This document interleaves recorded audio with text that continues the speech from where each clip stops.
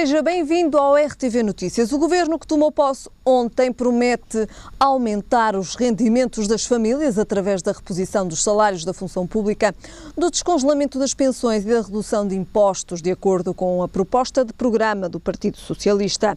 O PS compromete-se a proceder a uma reversão dos cortes salariais aplicados aos funcionários públicos desde 2011, de forma mais rápida, ocorrendo o fim dos cortes salariais e a reposição integral dos salários da função pública já no próximo ano. António Costa pretende fazer uma correção ao enorme aumento de impostos sobre as famílias e, para isso, compromete-se a extinguir a sobretaxa em sede IRS entre 2016 e 2017. O novo Executivo pretende aumentar o salário mínimo nacional gradualmente para que atinja os 600 euros em 2019 e ainda promete o aumento anual das pensões já a partir de janeiro. São algumas, então, das propostas do novo governo.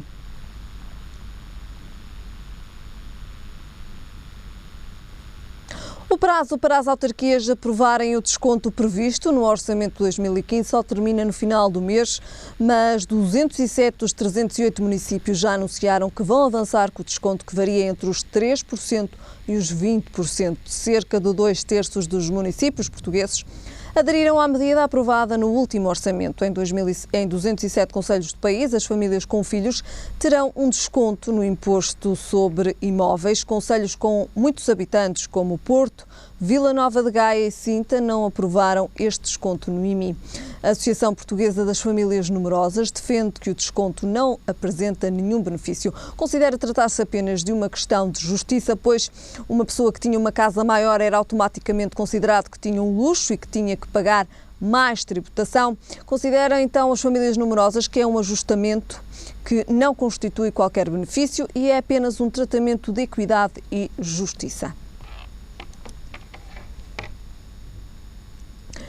Hoje tem comigo Gil Nunes para o habitual comentário desportivo. Gil, boa tarde. Olá, Obrigado boa tarde. desde já pela tua presença. Esta semana foi a semana dos Jogos da Liga dos Campeões. Começamos pelo Futebol Clube do Porto, que perdeu em casa. Uma derrota, aliás, que penaliza muito uma estratégia, quanto a mim, inadequada por parte do Lopetegui. O Futebol Clube do Porto está a um pequeno passo, agora será muito mais complicado qualificar-se para a fase seguinte da Liga dos Campeões e com grandes responsabilidades do seu treinador. Frente a este adversário, havia que fazer uma abordagem correta que penso que não foi feita.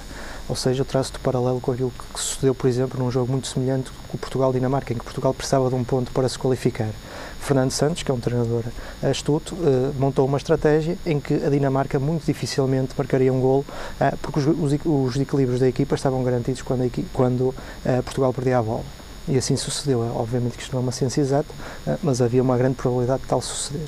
O Futebol Clube do Porto não é muito melhor que o Dinamo de Kiev, é melhor que o Dinamo de Kiev, mas não há uma diferença assim tão grande de valor entre as duas equipas. O Dinamo de Kiev é uma equipa muito interessante, sobretudo no meio campo para a frente. Para além de ter meia seleção da Ucrânia nos seus quadros, em termos de dinâmica ofensiva, de exploração mesmo das faixas, de entrada em penetração, o Dinamo de Kiev é uma equipa muito interessante e uma equipa muito perigosa. E o Futebol Clube do Porto, o que fez, para já utiliza um trio de meio campo que não está habituado nestas andanças, e frente a equipas de maior poderio, o Futebol Clube do Porto está-se melhor com uma estratégia de 4 médios, como se viu frente ao Chelsea, por exemplo. Sim, frente ao Chelsea, por exemplo. E a posteriori, os 3 médios utilizados são 3 médios muito semelhantes, quer o Danilo, quer o Imbulá, quer o Ruben Neves, são 3 médios que têm um nível de semelhança muito forte, portanto havia ali que colocar alguém que causasse algum desequilíbrio. Algum desequilíbrio, quando refiro a desequilíbrio, alguma coisa diferente em relação aos médios que estavam a ser utilizados. Tal sucedeu na segunda parte, com a entrada do André, que é um jogador que se movimenta muito bem e cria muito espaço, e de facto aí o Futebol Clube do Porto esteve melhor. Mas seja como for, há um jogador que me espanta, que não esteja a ser utilizado com maior regularidade, que é o Bueno. O Bueno é um jogador que sabe entrar muito bem na área, que resolve muitos problemas de jogo interior. Nesta estratégia com 2 alas, o Bueno é um jogador essencial para se cimentar como mais uma presença forte na área, para criar espaços também para o Aboubakar. Portanto, eu não entendo como é que o Bueno não é utilizado com maior regularidade. Mas um grande mérito do Dinamo de Kiev nesta partida. O Dinamo de Kiev teve o mérito por exemplo, de secar muito bem o Lyon que é temível nos seus cruzamentos, depois é um jogador ambidestro que é sempre surpreendente a forma como vai cruzar. O Dinamo de Kiev colocou muito bem os jogadores naquela zona para impedir a subida do Lyon, esteve muito bem nos contra-ataques rápidos, nas transições rápidas. Tem o Derlis Gonzalez, um jogador que o Lopetegui também deveria conhecer melhor, dado que lhe causou imensos problemas o ano passado na eliminatória frente ao Basileia. Depois os erros individuais que existiram, de facto, são erros individuais causados por uma má estratégia coletiva. O que é que faltou a este Futebol Clube do Porto? Faltou outro tipo de abordagem, uma abordagem menos pedante, se me permite a expressão. Sei que é um bocadinho agressiva, mas penso que é o termo mais adequado. Lembro, por exemplo, do Nápoles Futebol Clube do Porto há 2 épocas para a Liga Europa, em que o Nápoles era claramente superior ao Futebol Clube do Porto, mas abordou o jogo de uma forma tão pedante que o Futebol Clube do Porto, com menos argumentos, conseguiu contrariar e através de uma boa estratégia. O Dinamo de Kiev aconteceu exatamente a mesma coisa. O Futebol Clube do Porto tem que, aliás, o técnico do Futebol Clube do Porto devia ter percebido que não há uma diferença assim tão abismal entre a sua equipa e a equipa do Dinamo de Kiev. Devia ter tomado algumas prudências, perceber que era o Dinamo de Kiev que tinha que correr atrás de prejuízo, ou seja, tinha que esburacar um bocadinho uma defesa com 4 médios e com jogadores com características para defender seria muito mais difícil de esburacar. Aquela colocação do Imbolá perto da zona do ponta de lança é uma colocação, quanto a mim, contra a natura, e viu-se durante o jogo. O Imbolá, em vez de estar próximo do Aboubakar, estava ali numa espécie de uma zona de ninguém, de uma terra de ninguém, em que quase de forma automática se via obrigado a recuar e a colocar os 3 médios ali quase em paralelo, com alguma desconexão em relação aos alas e em relação ao ponta de lança. Depois houve a questão dos laterais, houve um jogador do Dinamo de Kiev, que penso que foi o Garmash, que surgia sempre muito bem nas costas, sobretudo o Maxi Pereira, que obrigou a causar muitos desequilíbrios. Portanto, o Futebol Clube do Porto foi uma equipa desequilibrada, uma equipa pedante, foi uma equipa que se pôs a jeito para estar fora da Liga dos Campeões e com grandes responsabilidades do seu treinador. O Lopetegui voltou à sua estratégia, à estratégia que tantas vezes aqui falámos na época passada, de rodar muitos jogadores, rodar muito a equipa. Para te responder a essa questão, eu acho que temos de começar a dar razão ao Jorge Jesus, ou seja, se quer rodar, ao menos que não trace objetivos para as diferentes competições. E se vai a rodar, que rode de uma forma agressiva e de uma forma brusca, que rode radicalmente. Agora, o problema do Lopetegui é que vai rodando parcialmente, e essa rotação parcial faz com que os jogadores se sintam caracterizados e pouco equilibrados com as ideias do treinador. Ou seja, o Lopetegui, quanto a mim, tem tido mais, já disse aqui algumas vezes, tem tido melhorias este ano, sobretudo ao nível da leitura do jogo a partir do banco. Ele contra o Benfica esteve muito bem. Penso que foi o jogo em que ele, de facto, se notou ali uma boa presença enquanto treinador, sobretudo nas alterações efetuadas. Mas seja como for, há que definir uma estratégia e há que conhecer bem o adversário e, sobretudo, o poderio do adversário. Contra o Chelsea também? Contra o Chelsea também. Fez um bom jogo. O Futebol Clube do Porto não se pode queixar do treinador contra o Chelsea, mas de facto aí houve um reconhecimento que o Chelsea que era superior, como era. Neste caso, havia uma pouca diferença que não foi devidamente acautelada pelo treinador do Futebol Clube do Porto. Portanto, é de facto um jogo com grandes responsabilidades por parte do treinador. E agora, o Porto tem que ganhar ao Chelsea? Um Chelsea que está em crescente, que ganha o último jogo. Que tem jogadores em crescendo de rendimento, portanto tem o fator do Dinamo que deve poder não vencer o Maccabi de Tel Aviv, mas isso será muito improvável. O Futebol Clube do Porto, para ganhar a Inglaterra, tem que fazer uma exibição muito conseguida a todos os níveis. Mas é um resultado altamente improvável. Portanto, o destino mais provável neste momento é o Futebol Clube do Porto ir para a Liga Europa depois de ter quase que deitado tudo a perder neste jogo. Portanto, foi um jogo de acordo até com a contabilidade do grupo, sabendo que o Maccabi que é o crédito extra, portanto todas as equipas conquistaram os 6 pontos. Depois havia ali algum equilíbrio de forças, com o Futebol Clube do Porto a ganhar ao Chelsea, alguma ligeireza também no jogo de Kiev, mas isso também não terá sido a culpa do treinador. O Futebol Clube do Porto realizou uma boa segunda parte. O treinador, quando deveria ter dado uma resposta efetiva, ter dado uma resposta de lucidez, tal como Fernando Santos fez contra a Dinamarca, são 2 jogos de enquadramento muito semelhante, o treinador deitou tudo a perder. Portanto, algumas responsabilidades, algumas não, grandes responsabilidades do treinador, e eu penso mesmo, não querendo ser pessimista, mas sendo realista, que o desfecho do Porto será muito provavelmente será ir para a Liga Europa, onde poderá ter algumas oportunidades, até porque é uma equipa até com argumentos a mais para aquela competição. E quem sabe se não se chegará a uma final em Basileia, mas isto é tudo ainda no campo da especulação. Portanto, vamos ver o que é que o jogo de Inglaterra nos reserva e o que é que daqui até lá o Futebol Clube do Porto vamos. Mas há uma certeza, o Futebol Clube do Porto tem que ter outra postura frente ao Chelsea, tem que ter a mesma postura que teve em casa com o Chelsea. terá que ter em linha de conta que o Chelsea está uma equipa em crescendo, terá que ter em linha de conta que não poderá jogar de uma forma muito agressiva, muito desnudada, se me permites a expressão, que a questão dos 4 médios aqui que se justifica mais frente ao Chelsea, de forma a povoar o meio campo e de forma a poder sair em transições e aproveitar um bocadinho os lances de bola parada, que o Futebol Clube do Porto também sabe trabalhar muito bem em certas situações do jogo. Agora será um osso duro de roer, até pelo fator casa do Chelsea, até pelo facto do Chelsea ter um ritmo de jogo muito, não diria muito superior, mas superior ao Futebol Clube do Porto,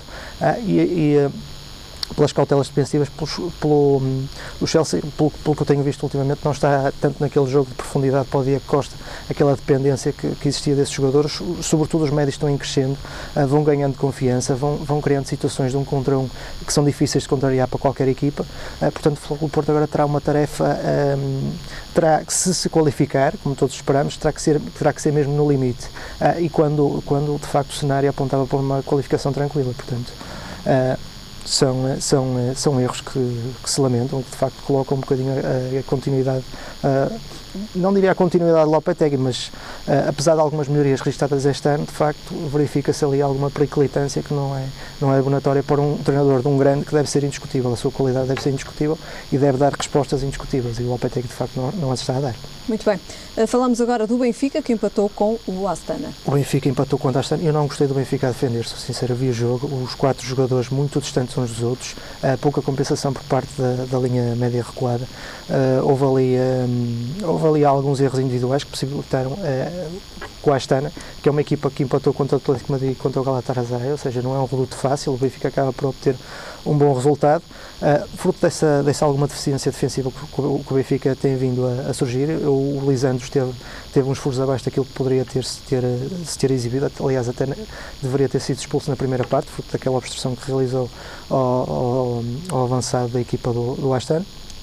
Gostei muito de algumas opções que foram tomadas. O Renato Sanches é um jogador muito forte na transição, é um jogador de facto muito interessante. Acho que é um jogador para futuro, já tínhamos visto na equipa B que era um jogador com muito potencial, mas gostei muito da forma equilibrada como soube, sobretudo fazer a transição ofensiva e servir os seus companheiros da dianteira. O Benfica da linha média para a frente não fez um mau jogo. Depois Pizzi com uma boa exibição, mesmo cotando-se em alguns momentos do jogo como ala, mas sobretudo com um nível com uma percentagem de passes corretos muito interessante. É um jogador que não teve problemas também em rematar à baliza, fruto de alguma boa estratégia também do Astana a defender o remate de longe foi uma necessidade, e também a entrada do Talisca na segunda metade. O Gonçalo Guedes, sem o Gaetano, o Gonçalo Guedes a assumir aquelas derivações também da ala esquerda para o meio, mas com muita presença, com alguma capacidade de desequilíbrio. O fator Jonas é indiscutível. Raúl Jiménez com algum espaço, a saber procurar o espaço e a ter algum killer instinct que lhe vinha faltando, a ser um bocadinho Mitroglou, se me permite esta comparação, a ser um bocadinho Mitroglou e a cotar-se de facto como um bom elemento. Ao contrário do que disse em relação ao Lopetegui, de facto o Rui Vitória vai-se cotando como um bom treinador, um treinador que dá boas respostas quando assim é solicitado. Tem crescido também, em termos de atuação no Benfica. A questão é que eu te posso dizer, pegando no raciocínio anterior, temos dúvidas se Lopetegui será ou não treinador para um grande neste momento, se será um treinador com estaleca ou com capacidade para treinar um grande, apesar das melhorias que se registraram. O Rui Vitória não temos dúvidas nenhumas que ele tem capacidade para isso.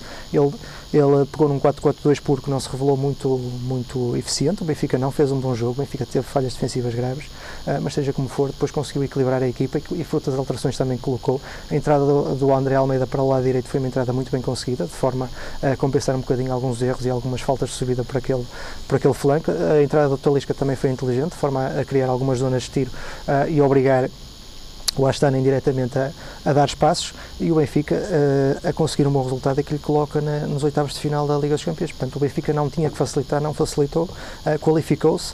Um treinador que tem vindo a ser contestado internamente, mas que eu, pensando pela minha cabeça, não posso concordar muito com essa contestação. De facto, para mim, ele é um treinador que tem feito muito bom trabalho no serviço do Benfica e é um treinador com capacidade para treinar um grande e está demonstrado isso. Quais é que seriam os jogadores que tu destacas, os jogadores do Benfica, frente a este Astana? Pela negativa, o Lisandro Lopes não me pareceu um jogador com a estabilidade suficiente, é um jogador que me vai causando algumas dúvidas, mas também apareceu em zonas de finalização a cabecear com algum perigo. Gostei muito do Renato Sanches, como aqui falamos. Gostei do Pizzi também, com aquela certeza, sobretudo ao nível do passe. O Gonçalo Guedes vai caminhando para se fazer um bocadinho de companhia ao Gaetano e ao Jonas, naqueles dois destaques do Benfica, dos jogadores que sobressaem um bocadinho demais dos outros. O Raul Jiménez não foi aquele jogador só de espaços, mas pareceu-me que ofereceu um bocadinho algo mais, ou seja, ofereceu aquele killer instinct, aquele instinto que lhe parecia faltar em jogos anteriores. De facto, a envolvência dos laterais, sobretudo a má colocação da linha defensiva, aquele espaço que se deixou ali muito na zona do miolo para o Astana, que não é uma equipa de top, mas que ainda assim tinha alguma capacidade para construir muito espaço entre linhas, e aquele buraco na zona central foi causando algum perigo e não foi devidamente compensado. Portanto, um mau Benfica a defender, um Benfica que razoável e quase a roçar o bom em alguns períodos do jogo, sobretudo na fase final do jogo, a atacar, e que com este equilíbrio conseguiu obter um resultado que não deixa de ser então qualificar-se. E qualificar-se num grupo que não era fácil. Falámos dos jogadores do Benfica que destacas pela positiva e também pela negativa. Há pouco não falámos precisamente dos jogadores do Porto que tu, digamos assim, destacas quer pela positiva, quer pela negativa. Não é muito o André André, de facto, é um jogador. O André André era um jogador que não me fascinava no início da época, mas tenho que reconhecer que ele tem feito uma boa época, e é um jogador que oferece uma movimentação e uma dinâmica àquele meio-campo que é muito importante para dar vida e para dar novos espaços e novas rupturas, sobretudo novos espaços àquela zona do meio-campo que vai carecendo de respostas. Os laterais não estiveram bem, mas fruto também de alguma boa estratégia por parte do Dinamo de Kiev. Os centrais tiveram ali também alguma periclitância, não foi por culpa deles. O Casillas falhou, mas eu quero fazer aqui uma ressalva. Se eu acho que no jogo em Kiev o segundo gol do Dinamo de Kiev é uma questão de incompetência, de facto ele devia-se ter saído, aqui foi uma questão de infelicidade, portanto acontece. Ele fez uma boa abordagem ao lance, teve um mau gesto técnico, mas isto acontece, é perfeitamente perdoável, não foi por culpa do Casillas que o Futebol Clube Porto perdeu frente ao Dinamo de Kiev. Mas sobretudo os erros individuais. O Imbolá foi colocado... Já há pouco também o disseste. Foi mal posicionado no jogo, portanto a culpa também não será dele. Portanto, eu acho que os erros individuais que surgiram muito do Futebol Clube Porto foi pelo facto do Futebol Clube Porto ter jogado em chão pouco firme. Jogou em chão pouco firme e acabou por se queimar, não só o jogo, mas toda a qualificação. E este seria provavelmente o jogo mais importante de toda a qualificação. O André André, que é também jogador da Seleção Nacional e que há bem pouco tempo, digamos assim, esteve aqui no centro da discórdia entre o Porto e o Selecionador Nacional. Não diria no centro da discórdia. A Seleção Nacional tem um lote de jogadores para o meio campo extremamente interessante. O William Carvalho, os que têm sido mais utilizados, o William Carvalho, o João Moutinho, o Tiago, que agora aparece nesta fase de Fernando Santos como indiscutível, e o André André não será um jogador indiscutível, mas seja como for, é um jogador que tem vindo a cimentar o seu espaço, que me tem surpreendido pela positiva, pelas performances que tem demonstrado no Futebol Clube Porto. Chamado à seleção, esteve muitíssimo bem no jogo contra o Luxemburgo. Penso que já carimbou o seu passaporte para o europeu. É um jogador que dá muita vivacidade, que oferece muita criação de espaços. Ele sabe ler o jogo, de facto, é um jogador muito inteligente. Essa transição de clube para a seleção, no André André, ele tem tido pequenos obstáculos, tal como outras pessoas terão tido a mesma dúvida se ele se conseguiria adaptar ao Futebol Clube Porto. Ele está a dar uma resposta muito positiva, e mesmo em termos de seleção, não sendo provavelmente um jogador indiscutível naquela zona do meio campo, mas é um jogador que poderá ser muito interessante. Está a ganhar o seu lugar.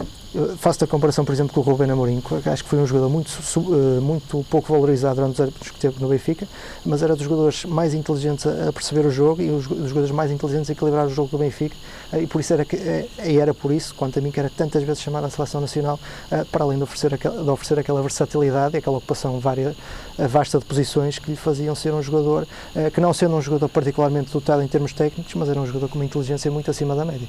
Portanto, o André André, sem fazermos essa comparação direta, vai um bocadinho nesse desidrato também. Muito bem. Falamos agora da Liga Europa. Da Liga Europa, Começamos pelo Sporting.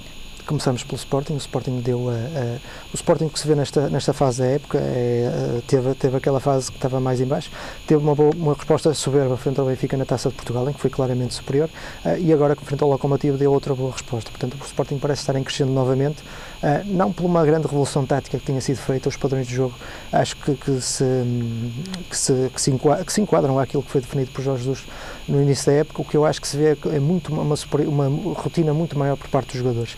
Os jogadores quase que jogam de olhos fechados, sobretudo a nível de passe, o jogador sabe onde está o colega, sabe onde colocar a bola, não há aquele pequeno erro que muitas vezes há quando não acontecem rotinas e quando não acontecem hábitos. Isso tem feito com que, estando essa limagem feita, faz com que o jogo do Sporting, a qualidade do jogo do Sporting suba exponencialmente. E frente ao Lokomotiv, de facto, o Sporting não deu qualquer tipo de hipótese.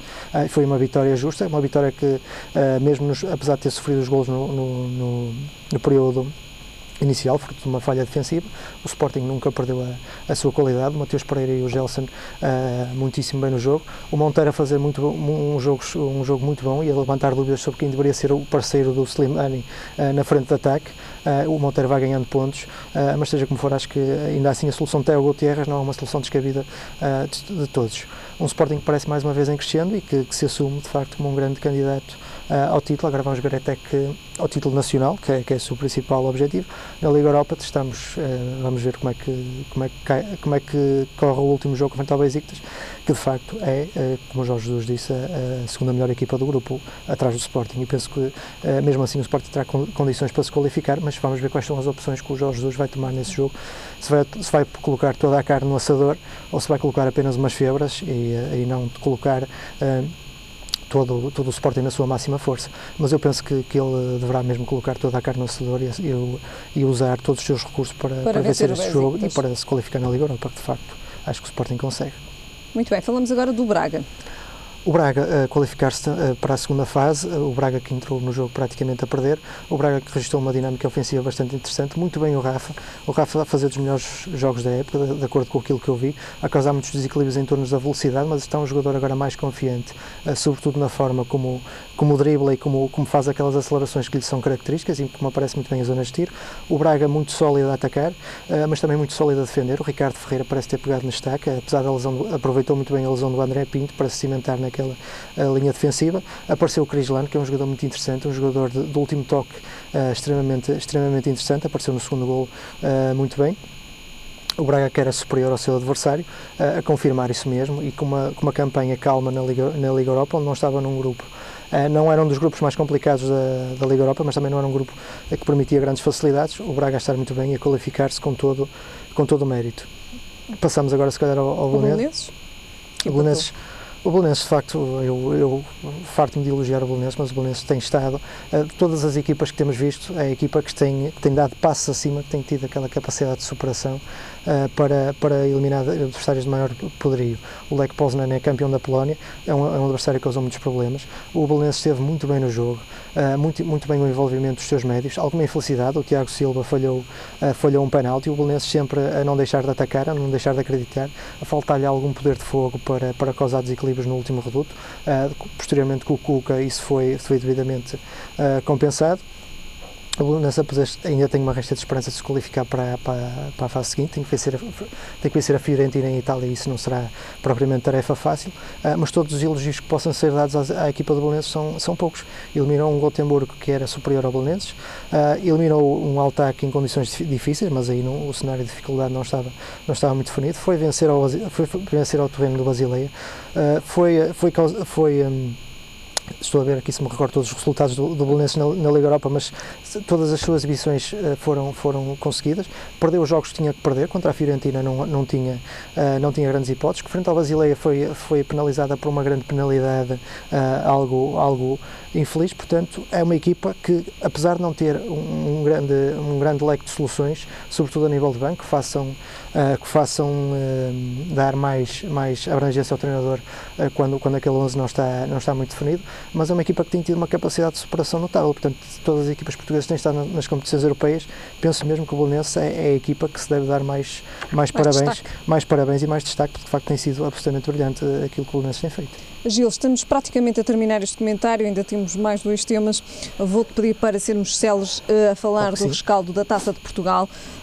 O Sporting venceu novamente o Benfica. O Sporting em superioridade individual, sobretudo no meio campo, onde se começaram a ver mais do que a estratégia da equipa, se começaram a ver essas rotinas que de facto frente a um Benfica de menores argumentos a nível dessa zona do terreno, ditaram a vitória leonina. Portanto, superioridade do Sporting a nível do meio campo, decisiva para e mais as uma finais vez do jogo. vence o Benfica. Mais uma vez vence o Benfica. O Futebol Clube do Porto contra o Angrense, um adversário fácil, naturalmente, um adversário perfeitamente ao alcance do Futebol Clube do Porto, bate na mesma tecla, Bueno a aparecer, não sei porque não joga mais vezes, de facto é um jogador que me causa muita estranheza estar tanto tempo no banco.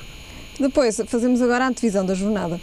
A divisão da jornada, Braga-Benfica, um jogo complicado para o Benfica, o Braga sofre poucos golos, era a defesa menos batida do campeonato, o Benfica não tem assim tantos argumentos para nesta fase da época conseguir ter uma estratégia de domínio frente a um Braga que tem muitas soluções. O Vukcevic vai crescendo naquela linha média e sendo um importante farol de toda a dinâmica daquele meio campo, também com o Alan a trazer muita experiência, sobretudo naquelas movimentações que ele faz da ala para o meio. O Braga que vai tendo um ataque muito poderoso e que vai causar dificuldades a um setor defensivo do Benfica que me parece algo instável e que precisa de ser trabalhado. Algum favoritismo para o Braga neste jogo, apesar de não ser um favoritismo naturalmente avassalador, mas o Braga poderá ter uma palavra a dizer em termos de vitória.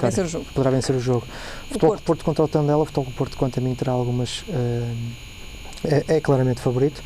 O Tondela é uma equipa que tem alguns problemas defensivos, apesar de no ataque ser uma equipa muito interessante e muito bem montada pelo Vítor Paneira no princípio da época. Agora com o Rui Bento também se vai aproveitando essa capacidade ofensiva, mas seja como for, é um jogo penso que simples de analisar. Se o Tondela é forte a atacar, o Futebol Clube Porto também será forte a atacar, mas o Futebol Clube Porto tem mais argumentos para vencer o jogo. Portanto, a questão é, vamos saber como é que o Lopetegui aborda o jogo desde o início, mas seja qual for a abordagem, o Futebol Clube Porto tem mais condições para vencer o jogo e penso que é isso que vai suceder. Muito bem. Gil, voltamos a ver-nos na próxima semana. Boa semana. Boa semana. Ficamos agora com a previsão do estado do tempo para amanhã. Então, esperado o céu pouco nublado ou limpo. Quanto a temperaturas, o Porto espera uma mínima de 9 graus e uma máxima de 16. Em Lisboa, a mínima será de 12 graus e a máxima de 18. E em Faro, a mínima será de 12 graus e a máxima de 21. É tudo por agora. Já sabe, a informação está de regresso mais logo. Até lá, fique bem.